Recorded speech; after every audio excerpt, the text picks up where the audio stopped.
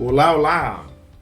Estamos sempre com o super apoio do Estúdio Onda, iniciando mais um Coopcast. Hoje nós iremos conversar com um dos ramos do cooperativismo, que é o do ramo da infraestrutura. Tá? E temos a satisfação de conversar com o presidente de uma das principais cooperativas de geração de energia elétrica, distribuição de energia elétrica, a Seriluz. Né? É uma cooperativa regional de distribuição elétrica inicialmente para os meio rural. Né? Guilherme Schmitz de Pauli, seja bem-vindo, né? E nos conta um pouco da história dessa grande cooperativa, né, para que o nosso internauta tenha a dimensão do que ela significa e de como ela está posicionada hoje, mas que começou lá em 1966, né? Isso. Então, primeiramente, muito bom dia ao seu, é uma alegria poder participar. Primeiramente, parabenizar pela iniciativa de trazer o cooperativismo, esse modelo tão importante que deu certo, né?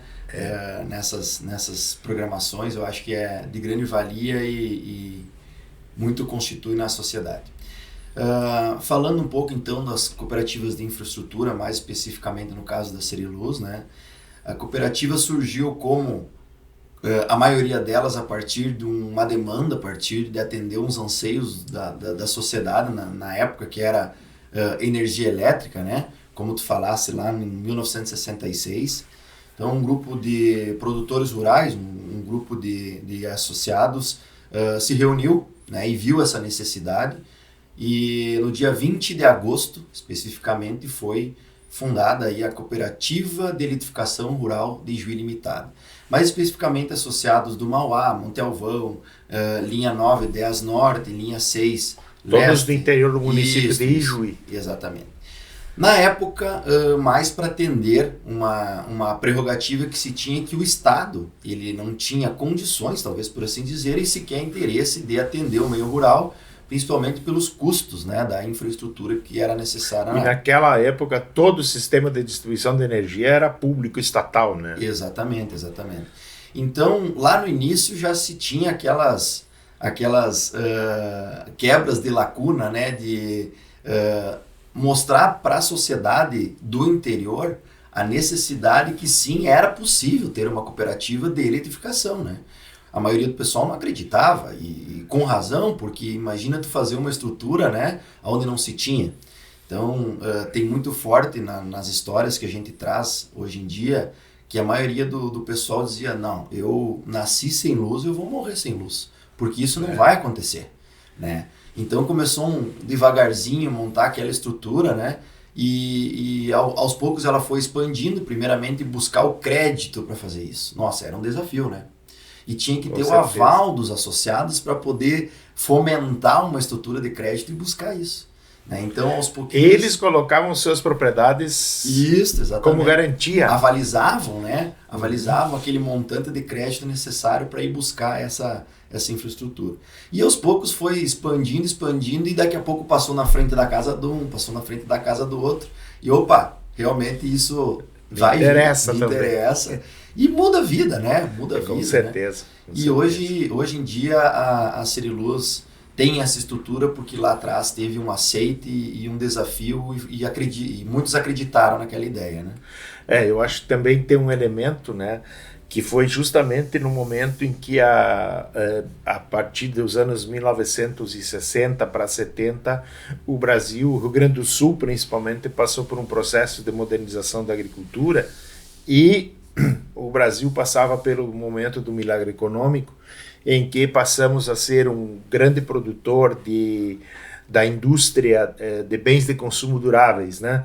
Então nós tínhamos uma indústria de geladeira, nós tínhamos uma indústria da linha branca, que se diz, nós tínhamos uma indústria de automóveis, mas fundamentalmente os eletrodomésticos, né? E eles passam a fazer parte também já da vida do dia a dia dos nossos agricultores, né? E esse era, eu diria assim, o primeiro momento, né, em que como dizia o ex-ministro Delfim Neto, passam a ser consumidores de insumos modernos, né? Eles passam a ser realmente vistos como os agricultores, não como uma agricultura de subsistência, mas de produção agropecuária para contribuição na economia. Nós plantamos sojas, passamos a plantar a cultivar a soja para exportação, né? E passamos a incorporar esses bens, né? Como é que está hoje? Bom, veio essa história, essa construção histórica, uma expansão para outros municípios. Quantos municípios são abrangidos hoje pela Seriluz? Isso, hoje a Seriluz abrange 23 municípios aqui da região noroeste, né? Numa faixa de 15 mil associados, certo? Ok. Claro que tem aqueles associados que possuem mais de uma unidade consumidora, às vezes 2 ou 3 ligações, às vezes em lugares distintos. Então hoje a Seriluz está chegando a quase a marca de 19 mil unidades consumidoras, né? Então é um processo bem interessante. E voltando um pouco, se o senhor me permite, aí na cronologia, ao longo da cooperativa nós tivemos... desafios sempre foram muito presentes, né? Saiu uma cooperativa de infraestrutura, né? No convencimento, primeiro, de mostrar aquilo que realmente funcionava e que realmente mudou a vida, porque os bens de consumo começaram... Ter uma geladeira em casa se tornou uma coisa do dia a dia, né? Uma coisa fantástica, né? E para as atividades laborais, né? As atividades do produtor rural. Imagina tu ter uma energia hoje... Bom, nós estamos aqui num podcast hoje, né? E isso aqui tem energia envolvida. Com certeza. Né? Não seria possível sem uma energia. Hoje não se vê, não se fala mais nada, né? Então, a partir de então, a Seriluz começou a investir forte na sua infraestrutura propriamente dita. Então, a partir dos anos 70 ali, na ideia inicial lá, então naquela Constituição, o presidente era seu Reinaldo Commerce, né? Ele que foi o gestor daqueles grupos de associados na Constituição. Posteriormente, nos anos 70, com a entrada do seu Nilo Bonfante, o seu Nilo Bonfante ele já provinha de uma estrutura de cooperativas, né? Então ele inseriu muito bem aquela ideia de que nós precisamos ter uma infraestrutura robusta. E inseriu poste de concreto, né? Então criaram inclusive uma fábrica de postes, né? Eu lembro disso. Isso. E ali eu acho que foi o grande passo da Seriluz, assim, já na sua constituição, no início, fundamental, né? Que conseguiu estabelecer redes robustas, né? Que nos momentos de intempéries é o que é fundamental, né? Então o seu Nilo Bonfante deu esse passo fantástico aí, né?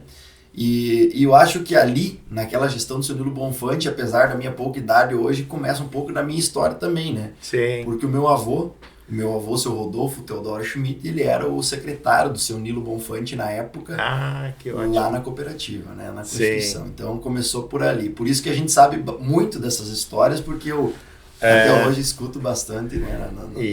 E aí a gente sente por que o cooperativismo entrou dentro no seu DNA, né? É uma coisa que vem, né? Eu acompanho aqui as suas entrevistas, e isso tem muito presente, né? O cooperativismo ele é uma coisa que está dentro da gente, né? E só quem vive ele é que entende, né? Que se dá por conta da importância social que ele tem. Exatamente. Não é a importância só social, econômica, né? A capacidade que ele tem de enfrentamento de problemas econômicos. Nós dizíamos num podcast há poucos dias com o Fernando Dallagnese e o Márcio Porte da Seriluz, do Sicredi, e que eles nos diziam que o cooperativismo se reforça perante os desafios e as crises. O desafio era, eu quero ter energia elétrica, né? Quer dizer, quando tu tens agora planos governamentais do tipo Luz para Todos, que chegaram nesta região com uma intensidade relativamente pequena, porque as cooperativas já tinham, digamos, feito essa cobertura, parte, né? Sim. Então nós tivemos essa parte já resolvida, né?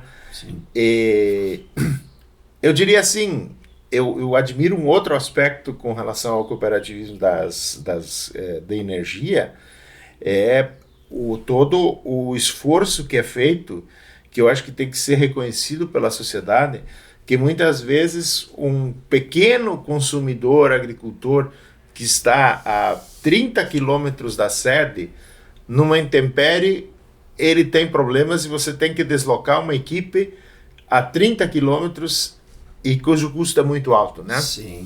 Então, ele tem esse caráter de você ter que atender esse tipo de demanda, né? Exato. Isso é uma estrutura que tem que ser atendida, né? Porque todos são associados, todos merecem acolhimento de forma igualitária, mas a nível governamental isso também é reconhecido, porque hoje a maior fatia das tarifas da cooperativa, né, da Seriluz, elas têm um subsídio, né, que vem justamente para sanar essa lacuna, que é o subsídio da baixa densidade de carga.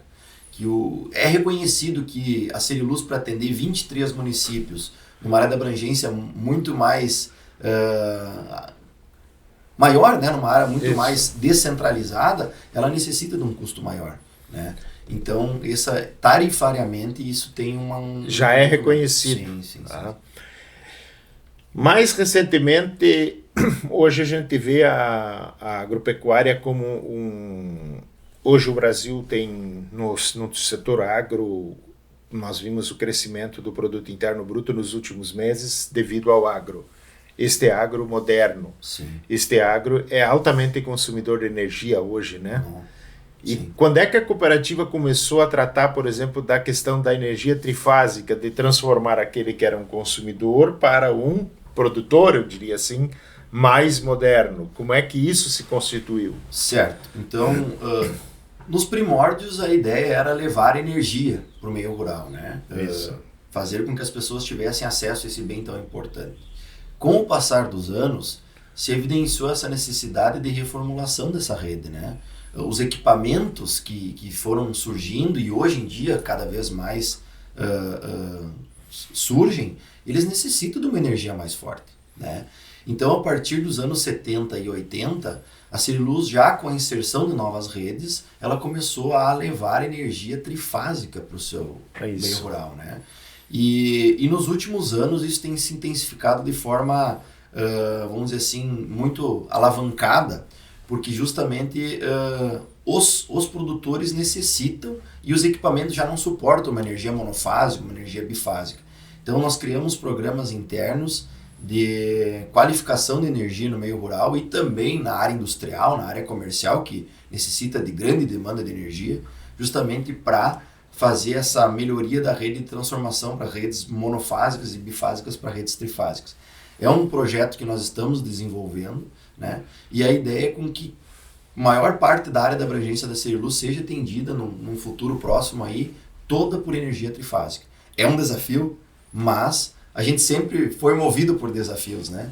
Então, com realmente, certeza, como tu falaste, chega num ponto que a energia precisa ser melhorada, a força da energia, como sempre se fala, né?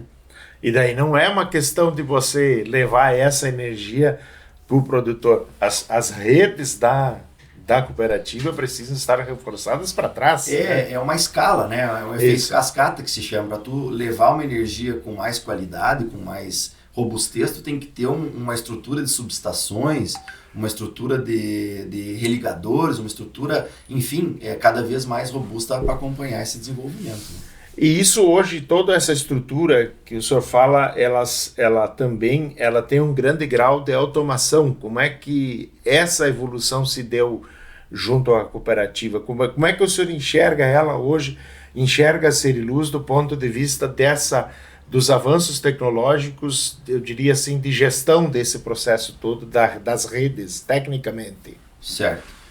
Como nós falamos, a área da abrangência é muito grande. Então, o processo de inserção de novas tecnologias, o processo de inovação tecnológica, ele é fundamental e cada vez mais necessário para nós podermos chegar naquele consumidor que o senhor falou, a 30 km de distância, no menor espaço de tempo possível, né? E de uma forma mais ágil.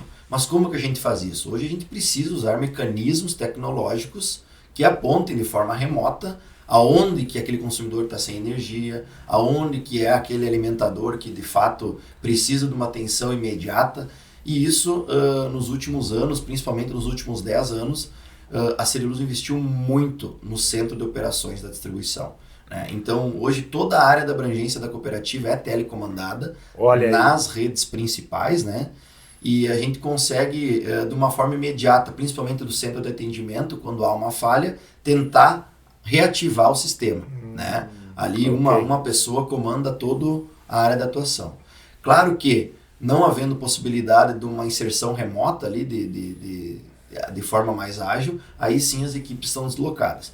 Mas a inserção tecnológica é crucial para que a gente possa ter esse atendimento no menor espaço de tempo possível, né? Para mim, essa é uma grande diferença entre as cooperativas e muitas outras distribuidoras, essas monstruosas e grandes distribuidoras de energia, as concessionárias de energia, em que o atendimento, em média, é muito mais lento para o seu consumidor do que as cooperativas, né? Em função disso, da modernidade. Nós estamos agora no mês de julho de 2023, né, em que há 2 semanas atrás, uma semana atrás, nós tivemos um episódio de um ciclone subtropical aqui no estado do Rio Grande do Sul, e depois de 10 dias nós ainda temos muitos consumidores sem energia Rio Grande do Sul afora. Qual é o tempo médio numa cooperativa nesses momentos? Depende o tipo da situação, né? Claro que num ciclone aí, quando tem queda de postes em grande escala, isso demanda um pouco mais de tempo. Mas hoje a gente consegue restabelecer o sistema em horas, em poucos dias. Eu diria que é muito difícil com que a cooperativa fique mais de 2 dias sem energia no mais remoto das situações, no seu quadro de atuação, né? Essa é a importância, e eu chamo isso de desenvolvimento local, né? Em que a sociedade tem o acesso a isso. Falando nisso, eu sei que a cooperativa tem um programa que se chama Além da Energia, né? Quais são esses relacionamentos que se dão entre a cooperativa ou associados, outros serviços prestados pela Seriluz, digamos assim, no seu dia a dia? Isso nós gostaríamos de conhecer também.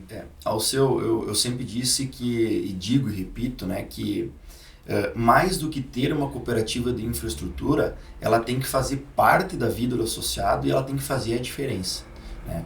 Então, a cooperativa passou de ser uma cooperativa de eletrificação rural em sua razão social, e com o passar dos anos ela passou a ser uma cooperativa regional de energia e desenvolvimento social. Veja bem, essa parte do desenvolvimento social, ela está inserida no nome da cooperativa, e isso a gente carrega muito forte. Por quê? Porque a energia, ela provém muito o desenvolvimento, né? Mas o que a gente imagina? Não basta só a gente fornecer energia e simplesmente aí acaba a nossa atividade e o consumidor está satisfeito. Não. O associado, ele tem que ter uma palavra muito forte presente, que é o senso de pertencimento. Eu acho que isso todas as cooperativas têm muito forte, e elas têm que cada vez mais resgatar isso, né? E o desenvolvimento social, as atividades extra-energia que a Seriluz vem promovendo, são justamente nessa linha, né? Então vamos lá. Nós criamos um produto que hoje a gente está aqui conectado, que é a internet, que se viu lá atrás, que no início eu acho que nem a Seriluz, eu acho que nem as cooperativas de infraestrutura que aderiram, que tiveram essa telecomunicação inserida, imaginavam do benefício que isso ia ser, né? Porque nós temos que dar condições para o produtor rural, para o associado, para que ele fique lá na sua propriedade e desenvolva sua atividade da melhor maneira possível. E a internet, ela foi criada como um mecanismo sem cunhos financeiros de resultado, mas sim como um benefício social. E ela foi fantástica, né? Está sendo fantástica.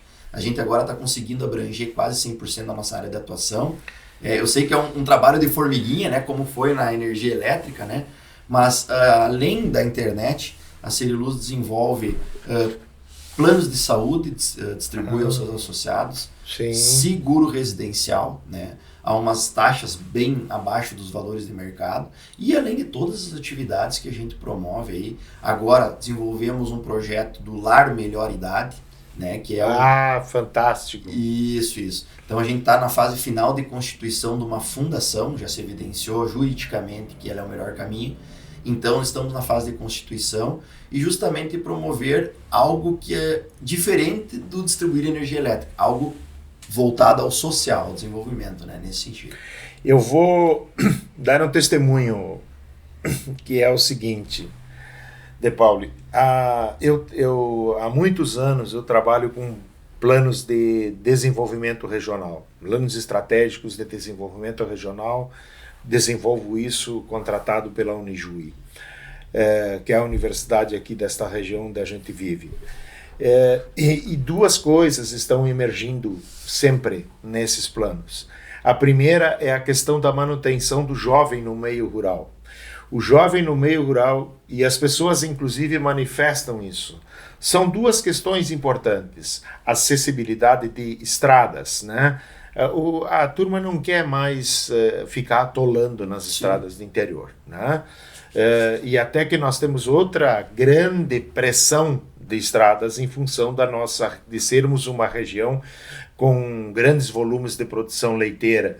Então, portanto, nós temos um tráfego de veículos pesados pelas nossas estradas do interior relativamente intenso, né? O segundo é internet, né? O jovem, para ficar no meio rural, ele quer internet de qualidade, porque ele está conectado. Ele não é uma diferença monumental entre que nós tínhamos, talvez na década de 60, 50, que nós consolidamos esta região, em que o jovem do meio rural tinha um tipo de característica e o do urbano o diferente. Hoje eles são iguais, né? E mais um elemento. É uma região, como eu disse, produtora leiteira, de produção leiteira e com produção moderna. Como o produtor vai se mover sem um aplicativo de confiança, né? Sim. Então eu acho que esse é o testemunho que eu quero dar, Guilherme, que é a questão de que o quanto isto tem importância, né? Hoje, transcendental, tanto quanto foi energia antes, né? Sim, o mesmo caminho. É o mesmo caminho. E isso representa uma qualificação e um projeto fantástico, né? Nós falávamos há poucos dias que outro elemento, além da acessibilidade, além dessa tecnologia, é a questão da sucessão familiar no meio rural, né? É verdade. Não só no meio rural, mas nas instituições como um todo é um desafio. Eu acho que a gente não olha muito para isso, mas é um elemento crucial, né? É a continuidade dos processos, porque a própria cooperativa, ela não faz as ações para 1 ano, 2 anos, 3 anos. Não. A gente compra energia para 20 anos, para 30 anos, vende energia nas usinas para 30 anos. Isso precisa ter uma continuidade, né? E eu sou a prova viva disso, né? Então, na Celulose a gente já começou um processo de sucessão, onde eu fico imensamente honrado e feliz por poder dar continuidade aos processos. Né? E no meio rural é a mesma coisa. Então, tu tem que dar condições, né? Condições de boa qualidade para que haja essa sucessão e a continuidade das propriedades. Né? Eu falei de duas questões que emergem. A outra é justamente que nós estamos vivendo na região noroeste do estado do Rio Grande do Sul uma mudança de padrão em termos de estratos de idade da população, né? Um envelhecimento. O censo mostrou isso. Sim. O censo demográfico do Brasil e particularmente do Rio Grande do Sul demonstrou isso, né? E eu diria assim, para que seja bem entendido, né? Nós estamos dispensando cada vez mais as creches para a gente olhar para os nossos idosos, né? Nós estamos já vivendo uma situação nas cidades maiores aqui de idosos abandonados. Então, essa questão, à medida que a cooperativa evoluiu, é cuidar dos seus associados mais idosos, né? Exatamente. Justamente nesse cunho social, né, que a cooperativa tem uma preocupação muito forte, se fomentou e se idealizou o projeto Lar Melhor Idade, né? Claro que, né, Wanderson, é um desafio porque foge um pouco das nossas atividades cotidianas, do nosso objeto, que é gerar e distribuir energia, né? Então a gente tem que ter uma cautela muito grande de como fazer isto. Assim como todos os projetos da Seriluz, eles têm que... O primeiro objetivo é sustentabilidade. Ele tem que caminhar com as próprias pernas, né? Mas sim, o objetivo principal é cuidar dos nossos associados, né? Essa faixa etária que a gente anda pelo interior, a gente vê que chega numa fase que o associado está lá, o senhor, a senhora está em casa, né? Está mais... mas assim, no dia a dia as famílias estão nas suas atividades laborais, o associado, o idoso está mais por casa. E a ideia é fazer com que ele tenha um ambiente de convivência com demais idosos, com demais pessoas que nessa última e gloriosa fase da vida trabalharam e fizeram muito pela sociedade, né? Então que eles tenham uma condição digna ali de troca de ideias, de convivência, que seja um almoço em comunitário já faz toda a diferença na sociedade, né? Com certeza, e isso é um desafio realmente novo. Outro elemento, aliás, gostaria de posicionar bem essa nossa conversa com os nossos internautas, que até agora nós não falamos em geração. E a Seriluz é a cooperativa que tem a maior potência instalada no Brasil, né? Como cooperativa de geração de energia elétrica por pequenas centrais hidrelétricas, por mini centrais hidrelétricas, né? É pioneira nisso e nós não tratamos e não iremos tratar, né? Por quê? Porque nós estamos guardando um episódio bem especial para trabalharmos especificamente nessa questão da geração de energia, que é outro trabalho importantíssimo das cooperativas de eletrificação rural e também não só da Seriluz, inclusive associada com outras cooperativas. Enfim, nós temos outro mundo para ser abordado. Então a gente quer já de antemão convida a Seriluz para que nós tratemos isso num momento bem especial. Mas obviamente que tem uma relação nessa questão que eu vou perguntar agora, que como, e eu tenho tentado fazer isso sempre com todos os nossos entrevistados, que é a questão meio ambiente. Como é que a Seriluz está encarando essa questão hoje e quais são os programas que vocês têm, né, respectivamente à questão mais pensado ambiental? Certo. A questão ambiental é uma preocupação que está presente, né? Cada vez de forma mais expressiva, né? O meio ambiente ele precisa desse cuidado. E a Seriluz, pela sua atividade estar inserida em áreas de influência ambiental, tanto na geração quanto na distribuição, a gente tem um olhar muito forte para isso. Então, como tu falaste, nós vamos ter um episódio específico da geração aí, né? Mas nas nossas usinas nós temos mais de 30 demandas e programas ambientais rotineiros de cumprimento. 30 programas? 30, envolvendo análise de qualidade d'água, envolvendo análise socioeconômica de atividades nas escolas, de mostrar a importância do cuidado com o meio ambiente. Enfim, são mais de 30 programas, né, nas usinas. E na área da distribuição de energia, nós temos um programa de cuidado com as áreas degradadas para a travessia das redes de distribuição, né? Então, uma área de compensação, né, onde tem a faixa de domínio das redes, a gente tem a licença para fazer a manutenção da vegetação, e para isso a gente teve que desenvolver um projeto de recomposição ambiental e florestal, que na verdade ele é em conjunto com a geração, né? A gente faz de forma conjunta. Claro. Criamos também o programa muito importante, que está a cargo agora do seu Romeu de Jesus, que é o Água Viva, né? O seu Romeu desenvolvendo uma forma muito interessante, e que é a preservação de nascentes, né? Um programa que, se olharmos a nível nacional, já existe em alguns estados, né? E hoje a Seriluz conseguiu trazer para o seu ambiente, e tem essa questão preservar as nossas nascentes é crucial, né? É ali que surge o nosso bem maior, que é a água, né? E nós somos, o Rio Grande do Sul tem enfrentado estiagens violentas nos últimos anos, né? E com essa sucessão de El Niño, Laninha, elas voltarão às estiagens. Sim. E nós precisamos pensar para frente.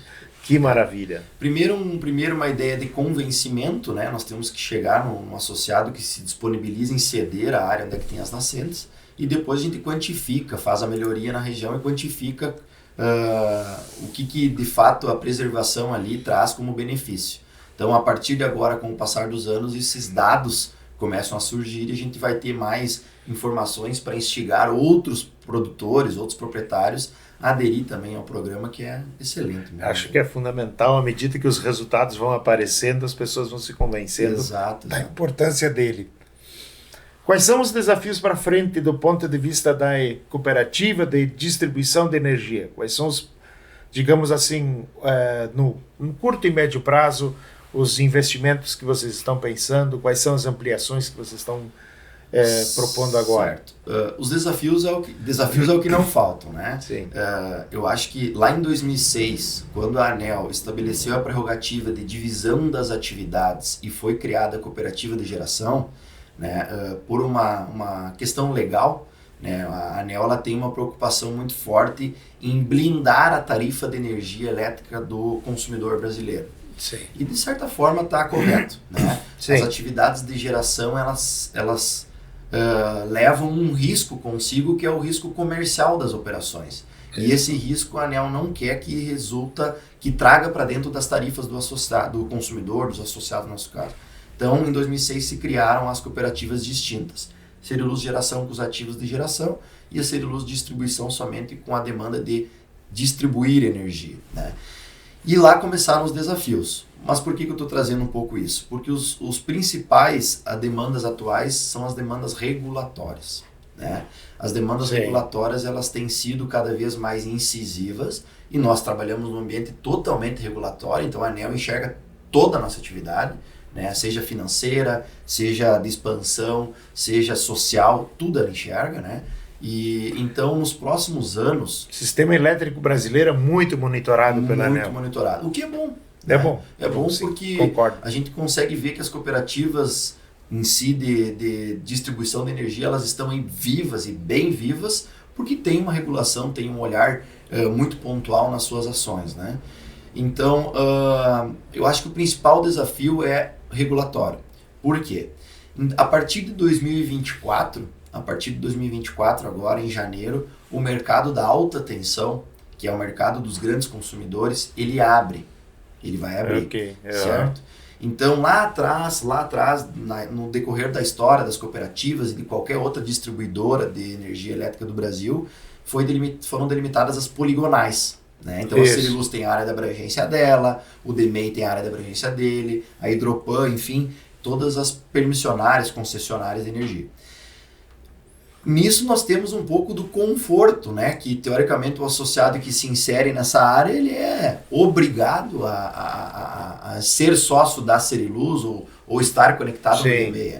E a partir de 2024 essa barreira de energia, né? Ela na alta tensão ela já se quebra, né? E pode haver essa comercialização de energia de qualquer parte do Brasil. Ele pode comprar de qualquer uma das distribuidoras. Isso. Então, hoje a tarifa de energia ela já é dividida em dois subgrupos, que é energia e tarifa de uso do sistema de distribuição, que é o pedágio da rede, a famosa TUSD. Né? Exato. Então, se quebra a barreira da energia. A TUSD vai continuar pagando para a Ceriluz fornecer essa estrutura de atendimento.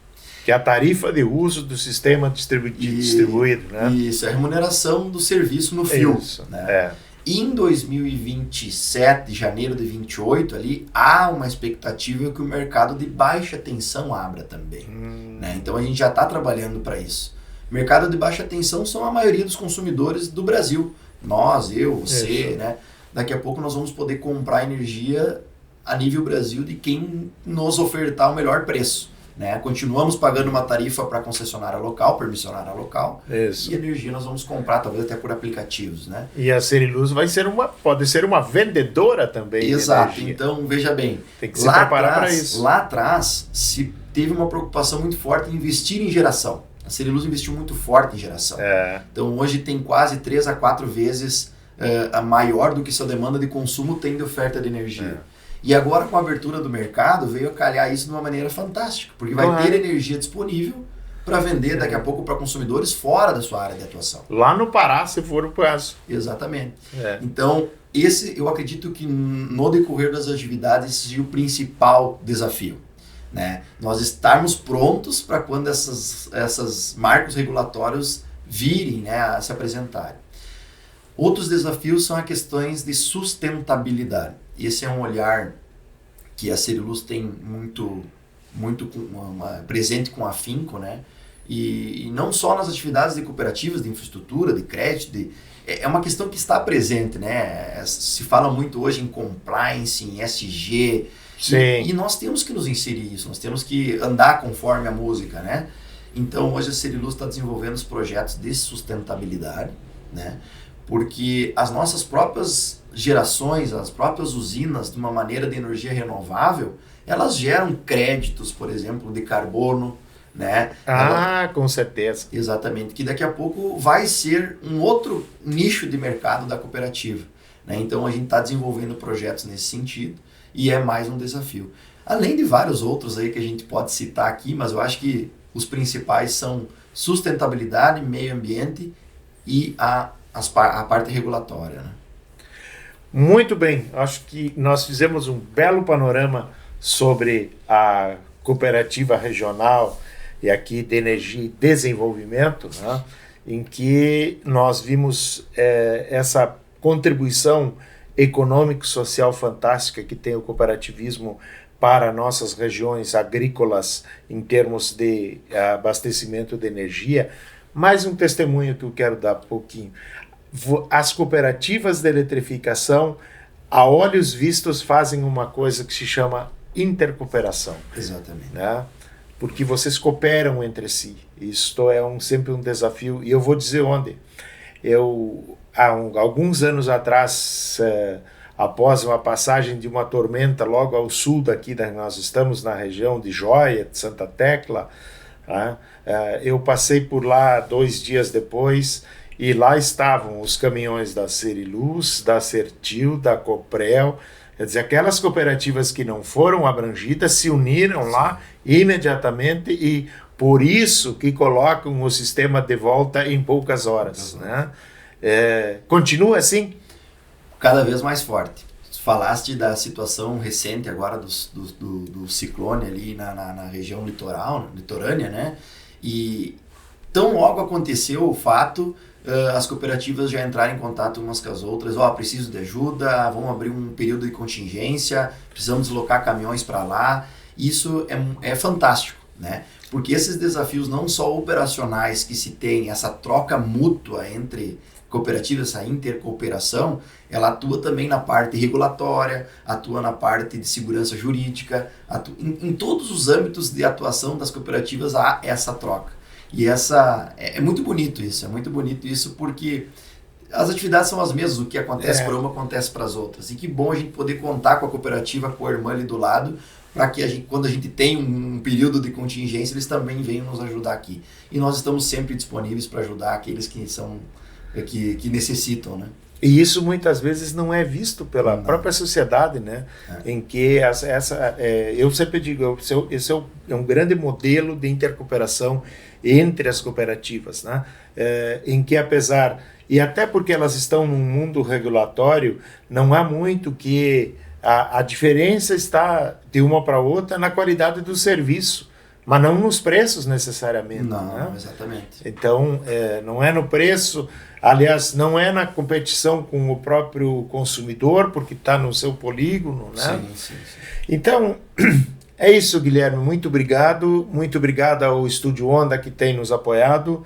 E nós já estamos na expectativa, e eu deixo aqui o convite para que a gente possa conversar, ter um Coopcast especial sobre geração, eu acho que vai ser também assim tão interessante quanto esse. Muito obrigado. Eu só tenho a agradecer, falar um pouco da Seriluz, para mim é um motivo de orgulho, né? E a gente tem isso, uma vida, me criei dentro dos corredores da cooperativa, né?